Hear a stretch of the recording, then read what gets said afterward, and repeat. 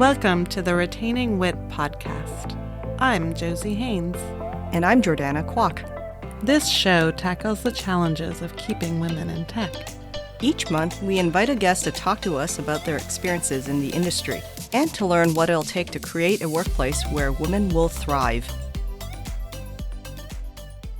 Today on Retaining Wit, we are very excited to be interviewing Karen Catlin, a leadership coach and diversity advocate. After spending 25 years in technology, working as VP of Engineering at Macromedia and Adobe, she witnessed a decline of women working in tech and wanted to do something about it. Today, Karen coaches women to be stronger leaders and men to be better allies. She recently published a book called Better Allies, which focuses on how we can all be better allies to underrepresented groups, including women. Thank you, Karen, for joining us today. Oh, it's so good to be here. Thanks for having me on the show. So before we jump into topics around retaining women in tech, we're wondering how you got your start in the tech industry. Yes. So as you know from the introduction, I worked in tech for 25 years. So my start in tech was a long time ago. And it's an interesting story. So I was a senior in high school, and I was trying to figure out what I wanted to study in college. And I remember my dad at the time showing me an issue of Money magazine. And on the cover, the cover story was all about these women who had gotten computer science degrees in college and then had gone on to start these amazing careers. And frankly, they were earning more money than I could have even imagined, right? So I was attracted, because I came from a very modest background, I was attracted to the high salary. And I was intrigued, what is this thing called computer science? And my dad, as he showed me this article, said, Karen, you are always making things. You're a crafter, you're a sewer, you're a knitter, and you love puzzles, and you're really good at math. So maybe you want to combine all of those things, and you might enjoy making software. And I said, okay, this sounds pretty interesting. And it looks like there's a good career ahead of me if I study this. So I went to college saying, I'm going to study computer science. But the interesting thing about this is that I had never touched a computer before that point. And first of all, you have to realize that the time, it was 1981. That's the year I graduated from high school. Our high school did not have any computers in it. The small businesses I worked at after school did not have computers. So it wasn't that surprising that at that point in history, I had never touched a computer. But to decide to study computer science without ever having touched a computer, without ever having written my first Hello World app, I still don't know what I was thinking, but that's what I did. And fortunately, it all worked out. And I absolutely loved studying computer science and making software. That's an awesome story. I love hearing about, how different people get started in the industry. And it's great hearing you being brave and just jumping right in. After you graduated from college, what were some of the biggest challenges that you or even others have faced over the years? And have you seen that change more recently? Yeah. And so by challenges, do you mean technology challenges or other, it's a very broad question. So I wonder if you have a specific angle that you're interested in exploring. Yeah, we were mostly interested about challenges around staying in the tech industry, especially for women. Yeah, sure. And I have to admit, I'm one of these people who decided to step back from being in tech myself to helping women as well as other underrepresented people be successful. So I am very well aware of the challenges. So the interesting thing is, so I started my career in 1985, and that year was kind of a peak year for women getting computer science degrees and going into tech. That year, 1985, according to the U.S. Statistics from the U.S. Department of Education, those statistics, that year was the peak year in that 37% of all of the computer science and information sciences degrees that year went to women. So it's not 50-50, but it was 37%, a lot of women. And so my recollection of college classes and also my early jobs in my career, there were a lot of women around. And it wasn't as male dominated as we have today. And now, of course, what's happened since then is computer science has kind of exploded, especially in recent years, and many more men are studying that than women. In fact, I've tracked these statistics from the U.S. Department of Education, and the numbers of women studying computer science, not only did it decline as a percentage to a low point of about 17%, but the overall numbers also dropped in the years after I got my degree. And we're starting to see it climb back up again, and I think a lot of that is due to the amazing work by people in all sorts of different organizations encouraging young women, girls to study CS, to take that AP computer science class in high school, to pursue the robotics after school clubs, whatever it is. There's so much emphasis on the importance of diversity in the tech industry that I think we are encouraging our young women to explore this if it's something that they think they'd be interested in. And we're starting to see the numbers climb back up, but it certainly is not where it was back at 1985 when I got my degree. So I'll just say, early in my career, I really didn't feel that there was a lot of sexism. Yeah, there was some, but not a lot. I felt like I was surrounded by coworkers who were very supportive of anyone who could do their job, including myself, and certainly managers who saw what I could do and sponsored me to do even more of that. So I just want to point that out because I think there's hope in that story. I think there's hope in that story, and that it used to be a lot better, and I think we can get there again. Yeah, I don't know how long the two of you have been in tech, but how does that compare to your experience? So I've been in tech for 20 years, and I do think definitely at the beginning of my career, I saw some more women, and definitely in certain roles. As I shifted, when I worked in gaming, there were less women. And actually, the least women I saw was actually at Apple. I was actually the first female engineering manager at Siri, and the numbers were just very low. Yeah, I got my start probably 15 years ago in the mobile industry, so that was really nascent at the time. When I think back to my university graduating class, it was 10% women. So the start of my career was already at the low point, I would say. Yeah. Yes, you've seen different things. Well, and this is one of the reasons let me back up. I started my coaching practice originally just to help women in tech in whatever kind of role they were in, not just engineering roles, but any role, because I wanted to help women grow their career and stay in tech if that's where they wanted to be. And, it's such a theme of your podcast. And I still do that. I still coach. Most of my clients are women who want to stay in tech and want to grow their careers. But I soon realized after I started my coaching practice, and I've been doing this about 6 years now, I soon realized that even if I were like the most amazing coach on the planet, which I don't think I am, but even if I were, and even if I was, just really just excelled at helping my clients lean into their careers and grow their careers, they still were facing this uphill battle because they were working in companies that were male dominated, some better than others in terms of supporting gender diversity and other kinds of diversity, but they were still in companies that were not the meritocracies that I think most companies want to be and claim to be. Because, maybe there would be 30, 35% women across the company in terms of just the ratio of the demographics of the employee base. But as you looked at the higher levels of leadership, that number decreased dramatically. So mostly it was men getting ahead in their careers at these companies.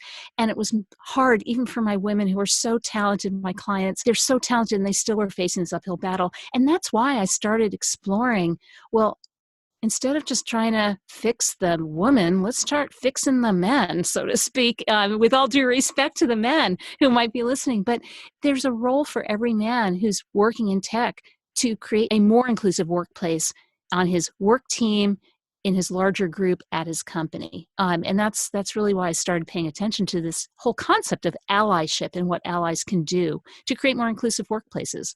So what are some pieces of advice that you would give allies who are interested in helping support women and other underrepresented individuals in tech? So, for instance, I've been trying to start, mentoring programs at Tile, which have been pretty successful, but I'd love to hear some other pieces of advice. Yes. And my book is full of them. So I'll share a couple. And I would love, if people want even more, that they can check out my book. I hope you don't mind me pitching that. Oh, of course. So mentoring programs are such a great opportunity for people to, pass on their advice, pass on their experience to someone who hasn't had that, the same amount of experience as them. I love mentoring programs. Yet I will add, and maybe you've set this up at Tile so it's not falling into this trap, but there is a trap, and there's research showing that most of us, when we mentor other people, we mentor people who remind us of our younger self. We mentor people of the same race and the same gender and have other things in common with us. So if we are looking at our leadership at most of our tech companies being white men, and if they are mentoring people mostly like themselves, other white men, it's going to not have the disruptive effect, I think, that we want to have, where we're really supporting and shoring up women as well as other members of underrepresented groups. So if you are doing mentoring, my advice is mentor someone who doesn't look like you, at a very broad brushstroke. Mentor someone who's different from you. Don't have a mini-me protege, a mini-me mentee. So that's one piece of advice. And Jossie, with all due respect, maybe your program at Tile is doing exactly that, which I applaud you for if that's the case. But for people out there listening, look out for that trap and don't fall into it. Another thing is that for allies is to pay attention to your meetings. And meetings are just, I mention them because we do so much work in tech, or that's centered in meetings, whether it's daily stand-ups or one-on-ones or larger group meetings, brainstorming sessions, project planning sessions, whatever it might be. Pay attention to what's happening in meetings. And the things that may be happening in your meetings can be very exclusive to people who are from these underrepresented groups. Things like, for example, interruptions. There is research showing that men interrupt women much more than the reverse. And if a woman is constantly getting interrupted and not being able to get her point across, she'll tend to step back and not even participate in the rest of that meeting or in future meetings. So look out for interruptions. And if you see them happening, redirect the conversation back to, I want to hear, Jordanna was making a great point. I'd like to hear her finish it, something like that. Just like redirect it. Another thing that happens in our meetings is something, and I talk about in my book, called bro-appropriation, where a woman might say something, or a person from another underrepresented group, they may say something, and it kind of falls flat. Maybe it wasn't the right time, maybe they didn't position that idea very well, but then later on in the same meeting, a man typically will say the same exact thing and kind of get all the credit and kind of appropriate that idea as their own. So that's another thing to be on the lookout for. And when you see something like that happen, again, an ally can simply step in, raise their hand, whatever, and say something like, hey, I see you agree with the point that May was making earlier, and give May some credit, right? So there are things in our meetings, as I said, that can be non-inclusive. Gosh, I could just keep going on. Do you want me to maybe do one or two more of these sort of situations and settings? Is this helpful? Yeah, or we can hop on to, a little bit of a question around hiring. Yeah. I think that would be an interesting thing to talk about, especially being a hiring manager. There are many ways that we're thinking about increasing diversity. Yes. And so it's a great overlap there, definitely. And our hiring. So I don't know about you, but when I was hiring and was creating, I had to create a new job description, open a new rec for an employee. I typically would find the last job description that I made and bring it up, copy it, and then start adding to it, right? Adding new things and not even being very mindful of, well, if everything I needed the last time for that kind of role is in there, I probably still need all of that. And I need a few new things to meet the new business needs. And before we know it, we have these job descriptions that just go on and on and on and on and on. And frankly, instead, we need to take a close look at those job descriptions and ask ourselves, well, we're saying here, we need 4 to 6 years of JavaScript experience, but if a candidate that was otherwise ideal came along and only had a year of JavaScript experience, would we hire them? And if the answer is yes, then we should go back and remove the number of years of experience that we're expecting for that. Or if we are saying, computer science or EE degree required, but in reality, if the best candidate came along and dropped out of Stanford or some other school, and we still, would think about hiring them even though they didn't have that degree, then we should hold ourselves accountable and take it off of the job description. And the reason I think, and my advice actually, is to try to get your job descriptions down to just 5 requirements of what you're looking for. And 5 isn't a magic number, but it's just like the discipline of trying to get it down to just the bare minimum. The framework of what you need is a hard thing to do, but what you do by getting it to a very simple, the essence of what you're looking for, is you'll get more people applying for the job. You'll get more people, especially women and underrepresented minorities, applying for the job, because there is so much research that has been conducted and proven over and over again that women apply for jobs when we know we can do the job, when we've already done it, and that we can go into that interview feeling very confident, like, I have done everything on that list of requirements and I'm prepared for this interview, I can do this. Whereas our male counterparts might be a little bit more confident in their skills and think, well, if I've done half or 60% of all the things they're looking for, I can learn everything else. Of course, they're going to want me. I'm so awesome. So I'm going to go into that interview. I'm going to apply for that job regardless of having everything they're looking for. So that is just one thing I recommend. And if you're not already doing this, maybe you are, because it's becoming an emerging best practice, I feel. Make sure that you are having objective criteria that you are going to use for every single candidate, and not decide, well, yeah, we were evaluating them on these 5 or 6 aspects, but there's something about this candidate I just can't put my finger on. I just don't think they'd be successful here.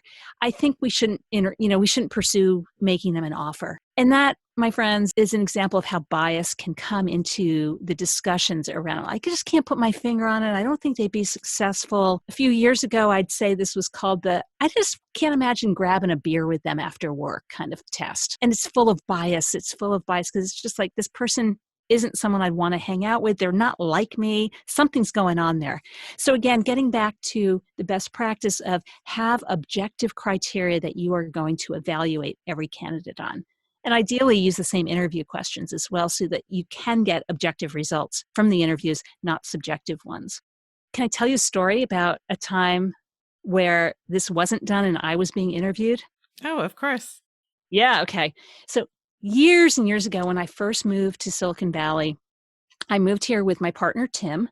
And Tim and I, at that point in our career, had pretty much identical resumes. We had gone to the same school, got the same degree, and had started our career working at the same research institute. And so pretty much our resumes were almost interchangeable. They were very identical. And when we moved to Silicon Valley and started looking for jobs, we were interested in the same companies, given our background being so similar. And there was one day when we both went to interview at a company for software engineering role, and we were seated in side-by-side conference rooms. And it was one of those really exhausting all-day interviews where someone from the interview team would interview Tim and then walk a couple feet into my room and then interview me and vice versa. Okay, and this went on all day. Well, in our car driving back to our hotel that day after all these interviews, I said to Tim, I was like, so how'd it go? And he was like, oh my gosh, that was the hardest interview I've ever been through. They asked such tough questions. I think I did okay, but it was really hard. I'm exhausted. And I was like, because that was the easiest interview I've ever been through. They did not ask me tough questions at all. And it's not because Tim is not as smart as me by any means. I respect him technically so much. It's more that they asked me different questions. They asked me easier questions. In fact, in just the few steps they took from Tim's conference room over to my conference room, they lowered the bar and assumed that I wasn't going to be able to answer the tough technical questions and started asking me very superficial, easy ones. And so it's rare that we have one of these A/B tests or something going on at the same moment, but I know it happened that day. And I'll tell you, we both got offers from that company, but I did not accept mine, because there was no way I was going to join a company that didn't respect me enough during the interview process to think I had technical chops and that they could ask me tough questions. Like, what would it have been like for me to go work there? So I said no, and I fortunately had another job offer. It wasn't a problem there, but I went on to have a much better job that I really felt like I thrived at. So maybe that's enough about interviewing. Hopefully that helps answer some questions, Jordanna, or give you some ideas of things you can be doing. Yeah, those are some wonderful tips. Thank you so much for sharing. So again, speaking to some of the challenges of keeping women in tech, one of the things that I've observed in the past is that some women can feel less inclined to support other women because they feel there can only ever be one at the table, right? They only ever see one at the table if there is one up above them. What would you say to women who find themselves thinking this? Yeah. And I am not surprised that you've seen this, Jossie. I'm not disagreeing with you, but I also want to paint a different picture in that I feel I haven't seen it.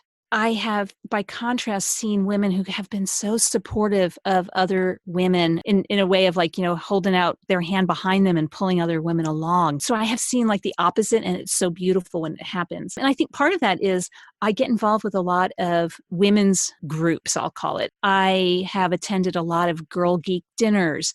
I go to the Grace Hopper celebration every year. I'm a member of the Women's Club of Silicon Valley. I started the Women's ERG at Adobe. And my point is that there's so many opportunities, and this is the advice to women who are feeling that they might be in this situation. There's so many places and groups that have formed that are all about women helping women, hashtag women helping women. And those places are absolute just like joys to be a part of, because the women are all really interested in sharing their advice, sharing their experience, and collectively learning together how to grow careers. So seek out a women's group that you can be a part of. Also, online forums are another great place. Slack channels for women working in tech, for example. It doesn't just have to be in person. And, the thing that's frustrating to me about this mindset, whether it is women saying there only can be one, and so I'm not going to help other people, other women, or if it's white men thinking, why do I care about diversity? Because that's just going to mean that I'm not going to get the promotion because it's going to go to, a member of an underrepresented group instead of me. This mindset of, it's called a fixed mindset versus a growth mindset.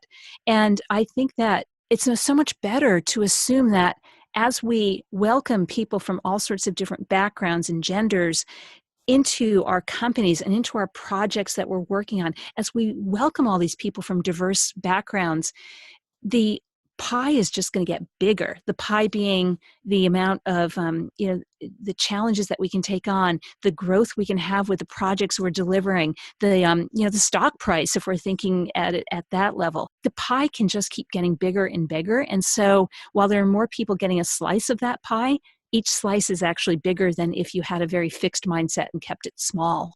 And there's a wonderful book by Liz Wiseman called Multipliers that really explores all of this this concept of fixed mindsets versus growth mindsets. And so if people want to understand this a little bit more, that'd be a great resource to check out. Yeah, I actually recently read that book a couple months back, and I completely agree. It's an amazing resource. It's one I'm trying to share internally at Tile now. Nice. A lot of times, and I've definitely felt this, we're the only woman in the room. So what is and I mean, you just gave some great advice of, joining women's communities, which I think is totally key. But what are some other pieces of advice you might give women who are struggling with that? Yes. Another thing I do and coach my clients on, and I've co-authored a book with my friend Purnima Vijay Shankar on, is public speaking. And Purnima and I firmly believe that public speaking is like this multivitamin for your career. It's a multivitamin for your career because it has so many benefits in terms of you becoming more visible about your expertise or your project or your leadership or whatever it is, but you become more visible when you speak in public, as well as being able to attract talent if you're speaking externally, and get support for ideas that you might be trying to push forward internally. Get stakeholder support by feeling confident and being able to communicate your ideas and speak up. And so if people aren't already doing this and feeling very comfortable with giving project updates, pitching ideas, getting stakeholder support and so forth, I think that taking the initiative to get some public speaking training or to start just doing more of it can really have amazing impact on someone's career. So that would be one thing. I'll also say, and this gets back to the concept of allyship, is that if you are feeling like disrespected or ignored or interrupted, as we were talking about before, as the only woman in the room, is think about engaging an ally, actually reaching out to someone that you know who is going to those same meetings or, is sitting next to you in the workplace or something, and engaging them and saying, this is my experience and this is what's going on, and I could really use some help here, and encourage that person to speak up on your behalf. When we start saying, especially if we're the only in the room, like, I don't think it's fair that I always have to take the meeting minutes when we get together. Yeah, we come across as maybe a little whiny at times or demanding or even the B word. And it's so much more powerful if there is a male colleague who says, I don't think it's fair that Karen's always taking the meeting minutes. I think we should rotate that responsibility. It's not me complaining anymore. It's someone else just pointing out an inequity. So I really encourage people, if they are the only in the room and they want to get some support, is, as I said, tap into someone and ask them, can you step up a little bit and help me out here? Yeah, I've actually had personal experience being the only woman engineer on the team and really just finding who might be that one ally I can lean on. And that has helped tremendously. Yes, definitely. I was talking to someone, engineer, who's like in her first job out of college. She graduated less than a year ago, and she's a back-end engineer. She loves back-end engineering. It's her jam. And she just got a new boss who came in between her last boss and herself now. So there's a new boss that's been hired from outside and inserted. And he basically decided we need actually one less back-end engineer, one more front-end engineer. And he talked to this woman and said, I want you to be the front-end engineer. And she was shocked. She like, what do you mean? I'm a back-end engineer. Why would you expect that I would want to do front-end engineering? And frankly, I think that there's a bias that front-end engineering is easier, and so therefore maybe it's better for women or boot camp grads or whatever, right? It's just like we have a bias that it's a little bit easier to be a front-end engineer. And so she was really upset about this. So she ended up engaging the most senior engineer on the team, another man, and just asked him, this is going on, and what do you think about that? And could you advocate for me, basically, and point out how my performance has been as a back-end engineer and help me out here? So it shows up in all sorts of different ways. I'll also mention I was talking to a client who was the one woman on a 5 or 6 person engineering team, and they were hiring a few more people, and it got to the point like, we need a project manager for all of this. And her boss looked to her, the only woman, and she has no that's not her jam. That's not what she's good at. She's an engineer. And again, it just felt like bias screaming loud and clear, like this is a bias situation, assuming that the one woman in the room, because women tend to be multitaskers, of course, they're going to be great project managers. So let's have her move off of engineering. She pushed back. Everything was fine. But these things happen.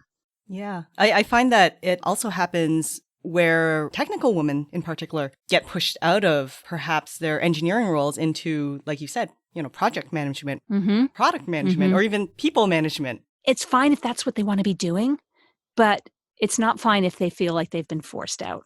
Yeah, something that has definitely happened to me in the past along these lines is I was the engineering manager and there was a male project manager. But whenever we'd walk into meetings, they always assumed he was the engineering manager and I was the project manager multiple times. Yes. Again, just the bias. I hear so many stories like that, Josie. Oh my gosh. Or I was talking to a CEO of a startup who has a technical product with an API. And whenever he went to talk to potential customers to, pitch their product, he always brought along a sales engineer who was a woman because she was the best one. And inevitably the potential customer would be asking about like some of the details around the API. And he was like, you have to ask Sue, the sales engineer. You have to ask Sue. She's the expert in the API. I can't answer your question. And it happened over and over and over again. We can't get too upset that these biases exist because we all have biases. We're born with them. It's how we've been raised. I think we just, though, have to acknowledge that they happen and look for opportunities to push back on them and disrupt the biases that are in play. Yeah, I think that is a great way to think about it. So now as we're kind of wrapping up, we always want to leave everybody with like one key takeaway. So you gave us lots of really great nuggets, but is there one key item you'd like to share with the audience? Yes. So if you want to stay in tech, because this is what you enjoy doing in whatever role you are, stay in tech, please. If it's not working out at your current company and you've tried the various things we've talked about in terms of engaging allies and finding a women's group you can belong to and get support from, if it's not working out, go somewhere else. There is such a talent shortfall in tech right now across the United States, probably in other geographies as well. But we have record low unemployment, and certainly in tech, that manifests itself even more in that we just don't have enough skilled workers. So there should be jobs out there for you if your current culture is not, supporting you, is not feeling like a place you can be successful. But stay in tech. Don't assume you have to drop out because this isn't the place for you. It could be the place for you just at another company. Thank you. Yeah, I completely agree. I think that's great advice for everybody. And thank you so much, Karen, for taking the time to chat with us today. Oh, it was a pleasure. Thank you for having me. It was so great talking. Thanks for listening to the Retaining Wit podcast. You can keep up with our latest episodes at retainingwit.com, on Apple Podcasts, or wherever you listen to your favorite podcast shows.